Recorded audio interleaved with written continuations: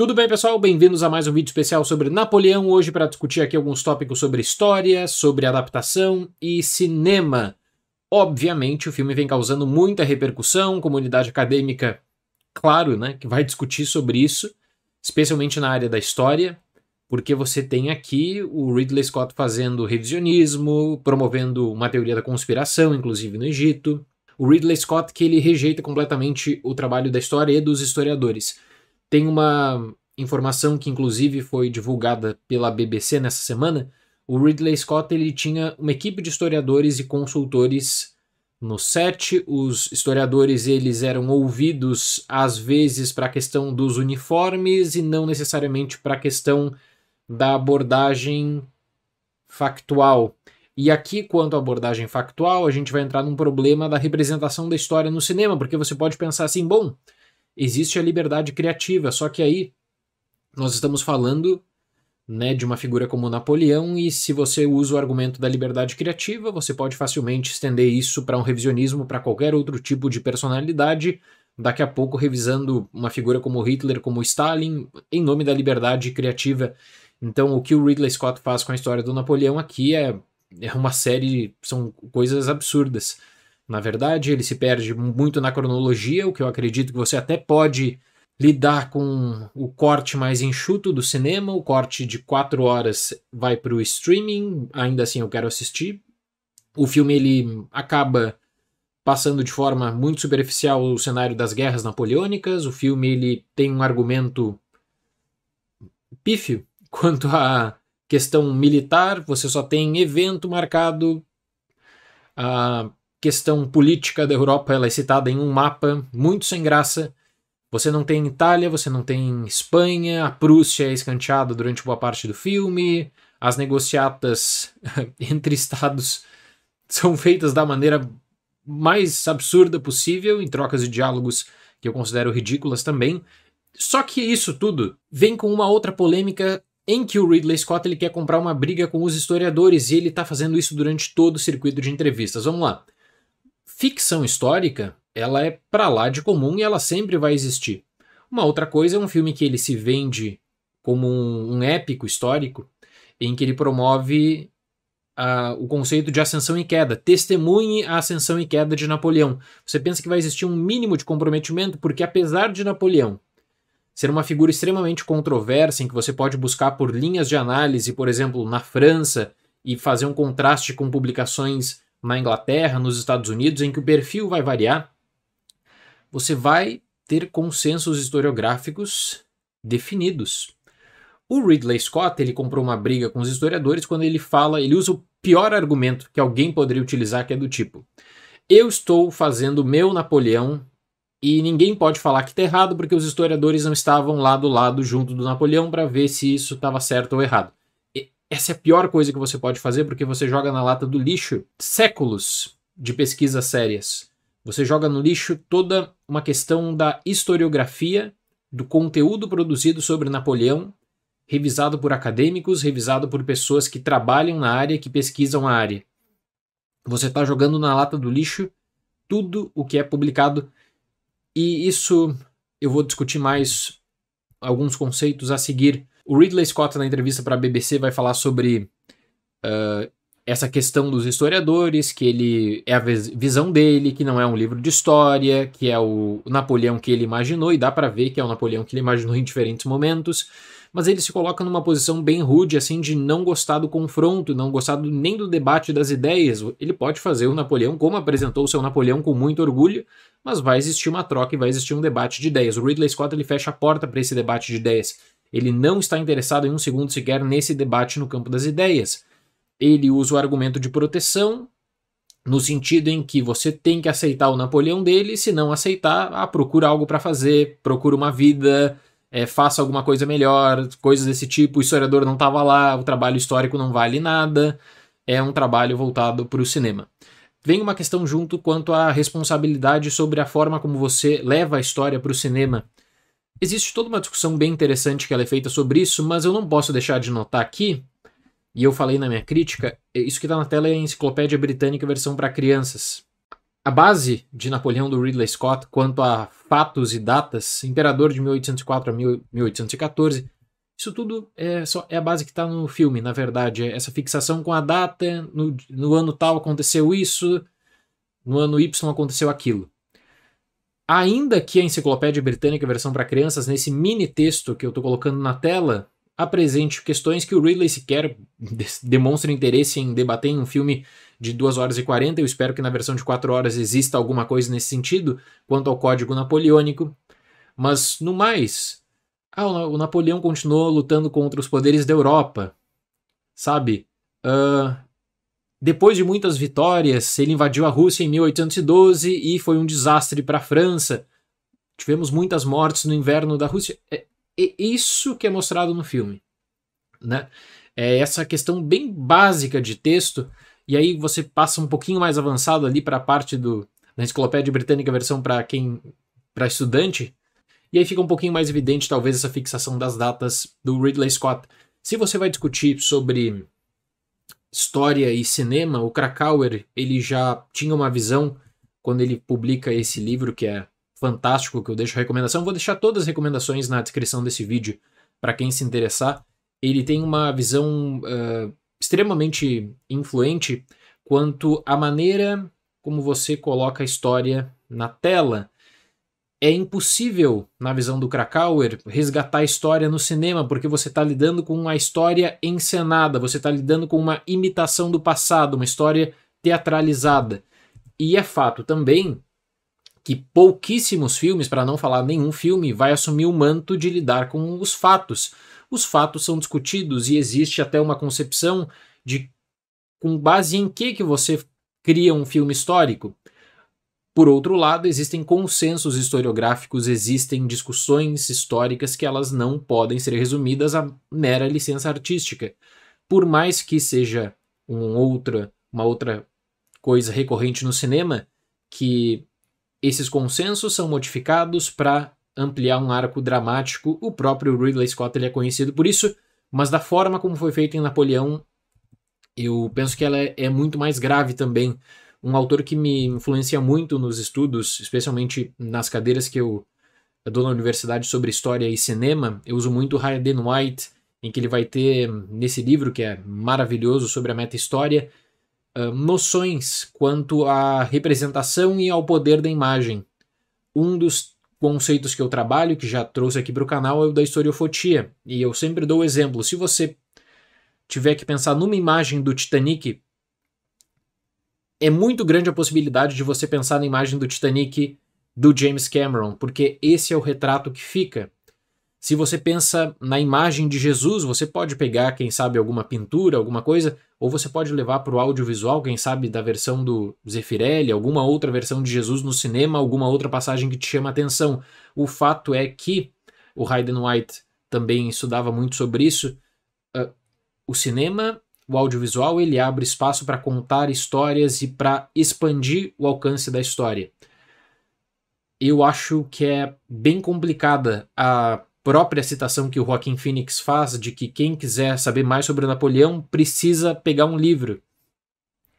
Quando você tem no filme, na verdade, a criação e construção de um diálogo que o público casual que não conhece não vai sair para pesquisar depois e comprar um livro, porque é muito mais fácil você assistir um filme do que ler um livro. O público casual ele vai ficar muitas vezes com essa imagem de que o que está na tela, o que está no cinema, uma visão inocente, mas é recorrente, aconteceu, porque quem estava produzindo o filme não deve ter mentido. Nem mesmo o documentário, né, nesse sentido, pode ser colocado como a fonte da verdade, porque o documentário ele pode muito bem ser usado para propaganda. Então aquela questão de que não é um documentário pura e simplesmente não garante.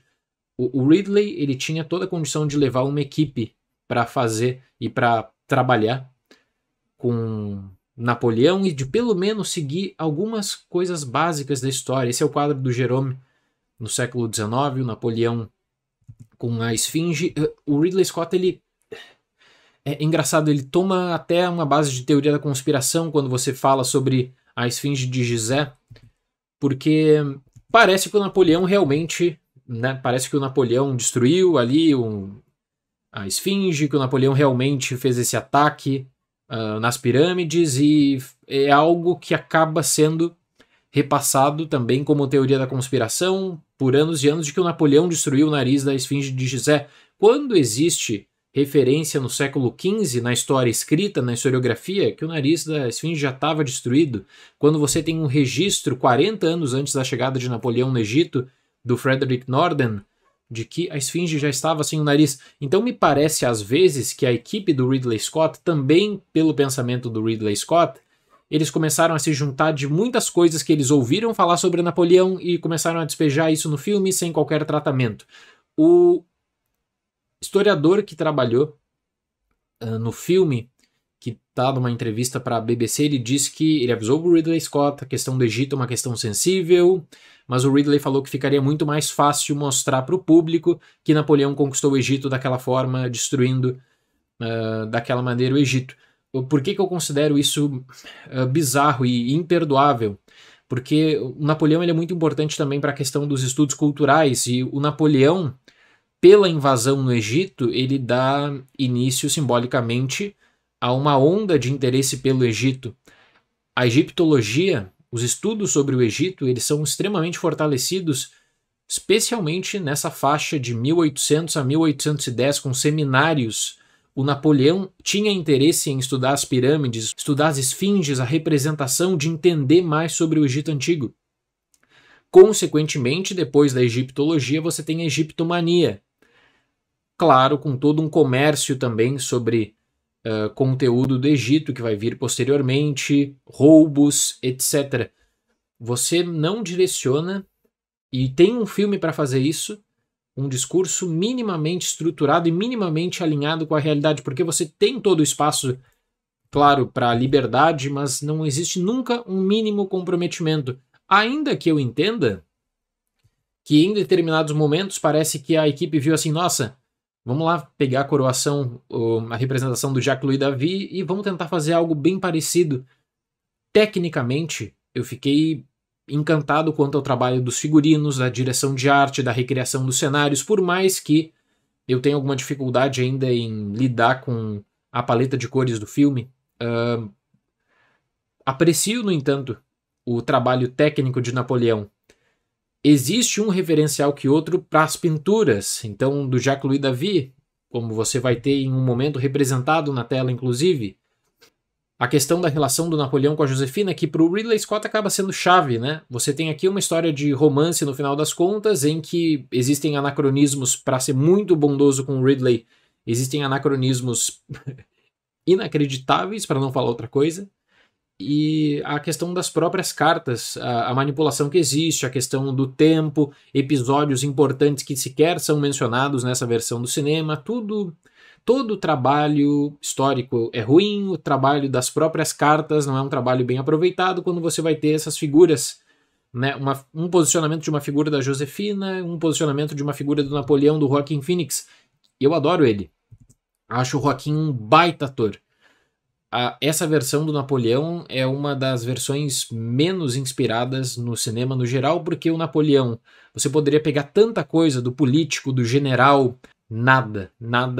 Você vai ter essa visão triste, você vai ter essa visão, às vezes, fragmentada, um encantamento pela Josefina, e esse encantamento pela Josefina vai dar pauta para o avanço cronológico da narrativa no geral.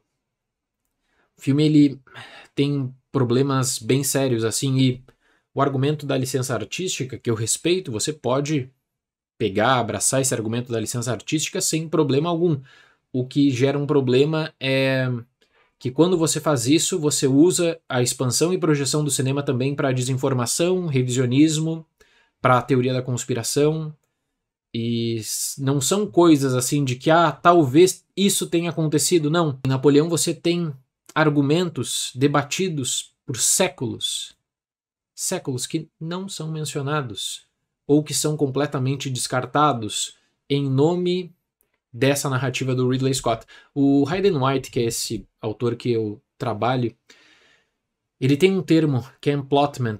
Eu vou pegar aqui como emplotamento, eu vou colocar, mas não existe uma tradução consolidada em língua portuguesa, mas nesse emplotamento que o Hayden White quer falar? Que qualquer pessoa que vai trabalhar com a história vai lidar com a sua visão, com o seu recorte e vai lidar com a sua projeção de forma que ele vai tentar contar uma história da melhor maneira possível, especialmente para fortalecer um arco dramático. É isso que o Ridley faz.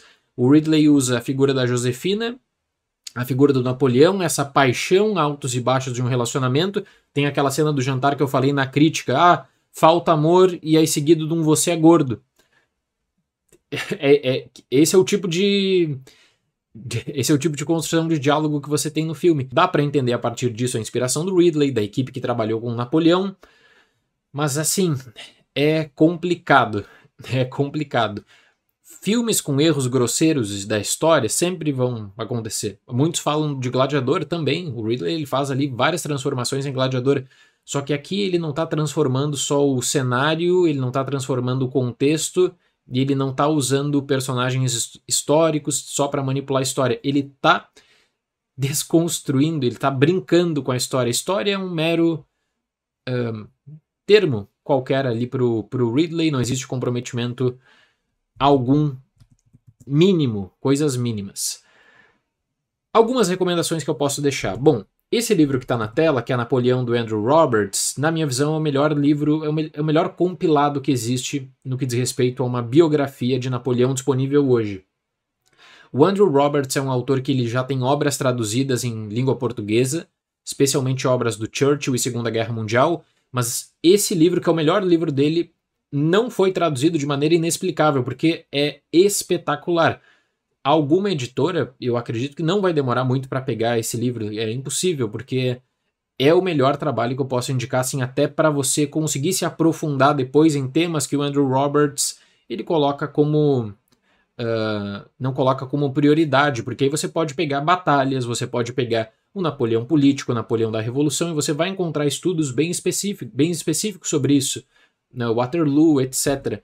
Em língua portuguesa, um que está disponível é o do Vicente Cronan, Napoleão, Uma Vida. Também é um ótimo retrato. Sim, vai ter uma que outra situação que acaba sendo colocada como meramente secundária, como eu disse, que aí você, dependendo do interesse, vai se aprofundar e vai ter a referência para isso tudo. São 2 ótimos livros para recomendação para quem quiser saber mais e pesquisar mais sobre Napoleão e usar isso como ponto de partida. Mas olha, Napoleão todo ano tem coisa nova, todo ano tem artigos acadêmicos, trabalhos, graduação, mestrado, doutorado. É uma figura que rende muito debate histórico ainda hoje. Se o Ridley ele tivesse se alinhado só a uma perspectiva de debate histórico do tipo, o Ridley ele poderia entrar numa linha britânica sobre a interpretação do Napoleão e abraçar essa linha britânica e fazer de fato um filme anti-França, como acabou sendo acusado na França. Eu nem isso consigo acreditar que foi feito, porque a base de estrutura de argumento é ruim, no geral. Nem isso dá pra falar que é só um filme anti-França. Não, a base é ruim. É isso. Napoleão de Ridley Scott. Quando lançar a versão de 4 horas da Apple TV Plus, eu volto aqui com mais comentários. Uma brincadeira do Sr. Ridley Scott com a história, e ele fica brabo, ele ficou brabo com isso. Né? Porque se ele faz um filme em que ele tem tanta paixão para defender que, olha, é a minha visão de Napoleão, para que comprar briga com os historiadores, uma briga boba assim? Só defende o porquê que você está fazendo uma ficção histórica qualquer. Quando o filme ele se vende, testemunha ascensão e queda, veja esse épico histórico, acompanhe a vida de Napoleão, parece que tem um comprometimento mínimo com fatos. O comprometimento aqui é só com a cronologia e olhe lá. O exílio, a volta, olha, complicado. Certo, pessoal? Muito obrigado pela atenção, até mais e tchau!